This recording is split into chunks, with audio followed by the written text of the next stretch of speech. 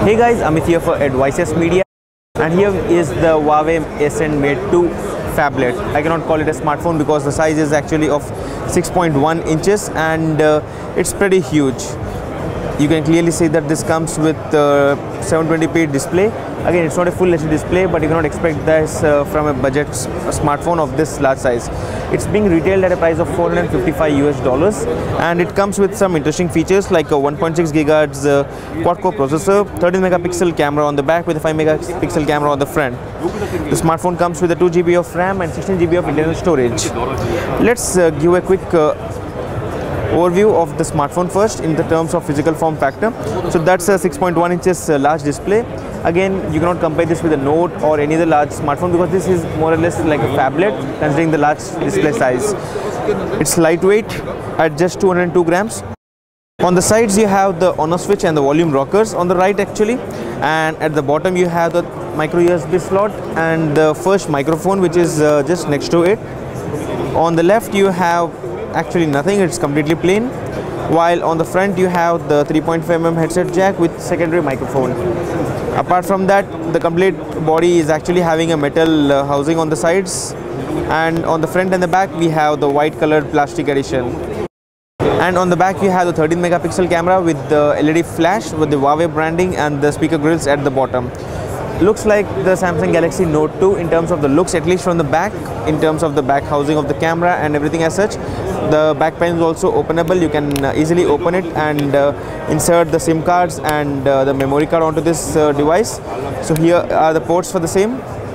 The device comes with a 720p display, which is pretty decent enough for the size, but again the camera actually supports 1080p video recording as well as playing back. Here we are just doing a quick browsing test, and as you can see the content is actually pretty much perfectly loaded up. This is the landscape mode and still the perfect is pretty much loading up. No issues as such, and the device again doesn't come with the one-hand operation which is generally seen on the large screen devices, but there is one interesting option or a feature here wherein the same way you get the shortcuts on the Apple iPhone, you get the same here. This is actually called as a suspend button, and it's actually kind of smart because it actually detects the phone or the hand on which you're holding the phone, and it actually moves the button towards the side of the screen. So the moment you start using the device with the right hand, the suspend button moves to the right. The moment you start using it from the left hand, it actually starts using it from it actually moves this to the left. So that's how it actually works. And again, as you can see in the demo, it's not perfectly working, but that's what the company claims to be.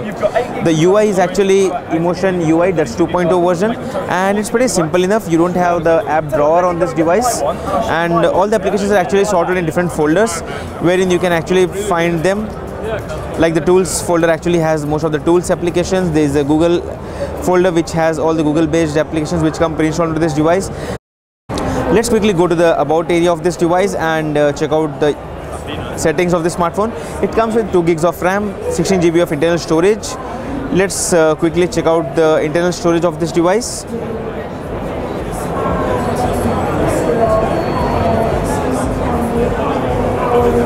And here, out of the 16 GB internal storage, you can see that actually 11.74 or around 12 GB would be available to you, which is actually pretty decent enough. Since the device actually supports external HD card, you can actually insert it and increase the storage of this device. Apart from that, one interesting feature is that the device comes with a 4050 mAh of battery, which is, I think, the biggest battery I have seen on the 5.5 to 6 inch devices. Most of the other ones have actually around 3000 change, but this is actually crossed the limits, and it's actually at 4050 mAh of battery capacity. Apart from that, talking about the device operating system, it actually comes with Android 4.2.2, that's Jelly Bean out of the box, while I think a 4.3 update is soon coming up or would be available for this device. Apart from that, the device also comes bundled up with many different applications. Like you can see the optimization application which would actually close up all the apps which are running in the background, and along with that it would also ensure that you get a better experience and a better performance because all the unused applications would get closed and the useless cache data would be actually deleted. Let's quickly check out the camera and check out the quality of this device. Now here is a preview of the picture we just captured using this camera. As you can see, it has an option wherein you can actually selectively focus on the product or the object, and the other objects would actually get blurred. So you can see I had actually focused on this symbol of Huawei, and everything else was kind of blurred. It was not perfectly blurred, doesn't look like a DSLR capture, but it's pretty decent, and this is pretty decent for the phablet which you're actually purchasing. And that was a quick demo of the camera. Let me just swap over to the front camera and show you a preview of the same. Camera, and then we have front-facing camera. So here is the front preview, and it also comes with the beauty level, wherein you can increase or decrease the beauty levels and get a better results of the same. So it would actually smoothen the output, and this is what you get. So overall pretty decent in terms of the camera. Battery is actually huge, a very decent and a good looking interface. That's the Emotion UI, that's version 2.0.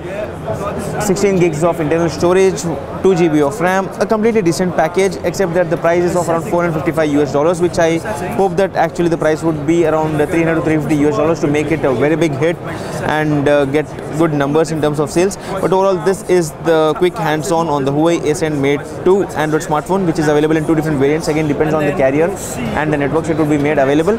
So this was a quick hands-on on the Huawei Ascend Mate 2. Do subscribe to Advisors Media for more videos around the Mobile World Congress, and we hope to see you in our next video. Don't forget to add a thumbs up and let us know in the comment section below if you have any queries around this Android smartphone. Thank you. Let's see how long it's been on without me charging.